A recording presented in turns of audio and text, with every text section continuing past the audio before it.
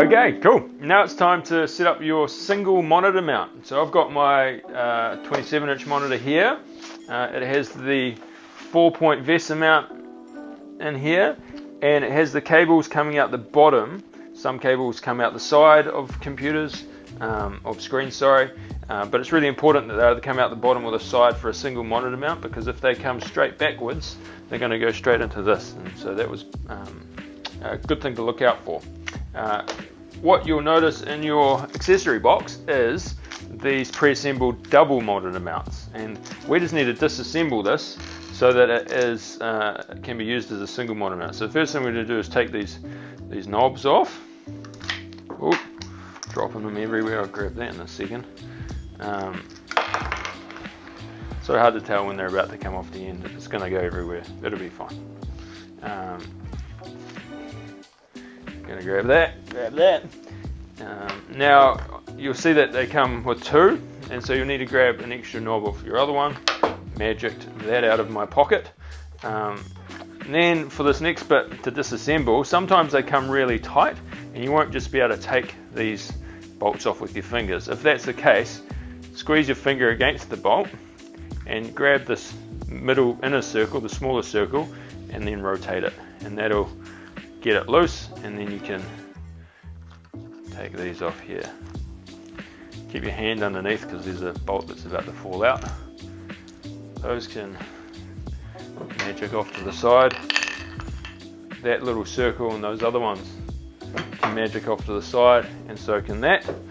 And all we want is this round circular piece. This is another one I've got. That can magic off to the side as well. I don't know why I've got two. Alright, in the accessory box, in one of the white paper bags, you'll see a single monitor mount bolts label.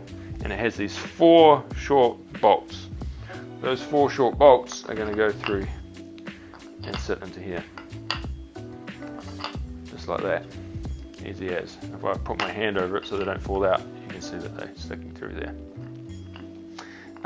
Also in your accessory box, you'll see monitor screws, and there'll be short and long screws, and there will be an Allen key. The short and long screws depend on the type of monitor you got. So for this monitor, you can see that there's a little indentation here. Not all monitors have that. So because there's that indentation, if I take my monitor mount, and I'm just going to squeeze those like that so that they don't fall out, and I put them over the top here, what I notice is that there's a big gap between the two, so I need the long screws to be able to fit through and into that. So those 4 holes from the VESA mount correlate to the 4 holes in our circular mount, and now you just got to do a little bit of tricky lining up and use your Allen key just to gently screw them in. You don't want to screw them in all the way to start with until they're all in and lined up. Just tilt that over there. This one's got a little button on the end here which kind of gets in the way. Sometimes that's alright, but that button's about to get squished down. And if I squeeze that in, that one's in a little bit. I've just got to get this one in a little bit, and we're good to go. Alright, now it's time to tighten them up. There we go, nice and tight.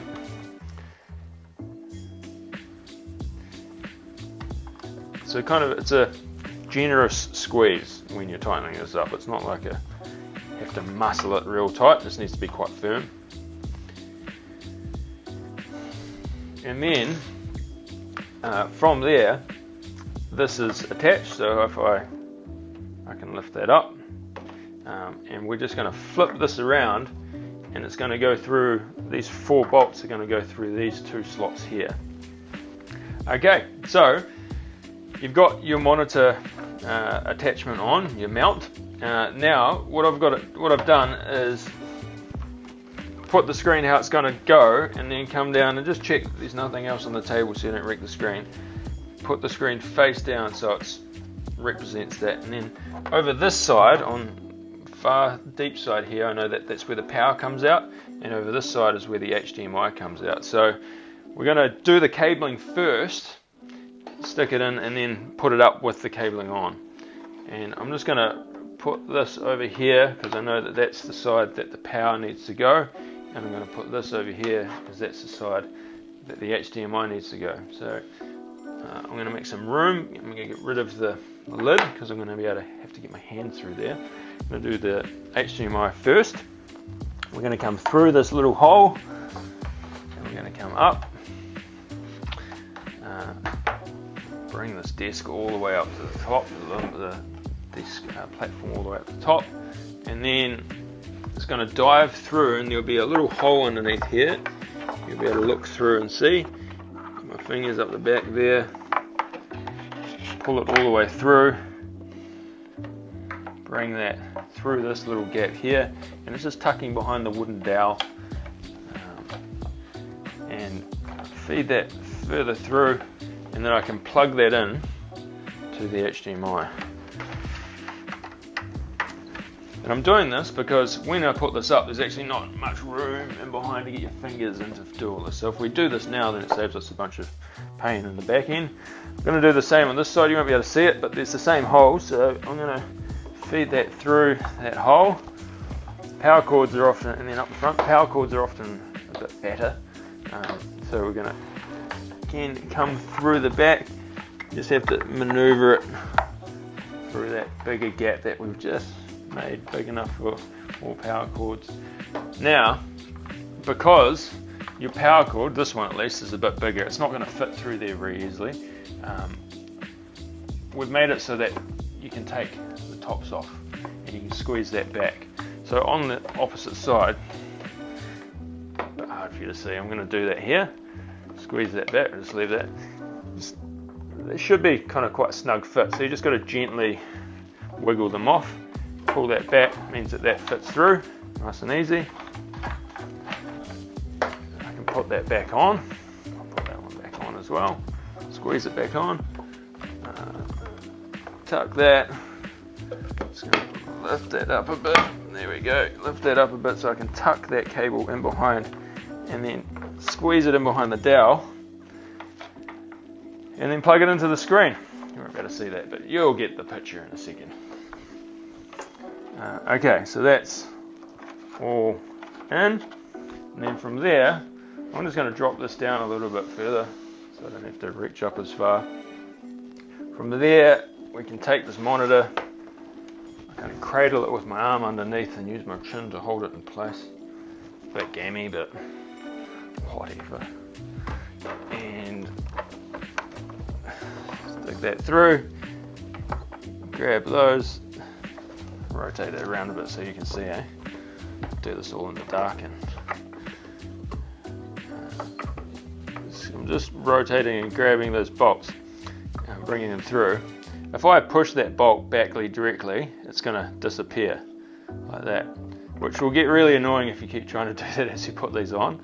So one of the things I do is I put some downwards pressure on it while I rotate it, and then I just got to get that started.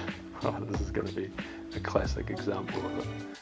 You can also get someone to help you by just squeezing down. There we go. Oh no. What do we got going on here, Bart? It's because of that little pocket in behind. Just gently, without pushing too hard, just rotating it. Hey, there it is. There it is. It can be tricky, I can tell you that. We can do that one up pretty tight, and that'll pretty much hold it in place from there. And then that lets me use two hands, and so there I've got one finger down which stops it from moving, and then that's so much easier. Oh. Grab that one, rotate it, slide it through, a little bit of downward pressure. There it is.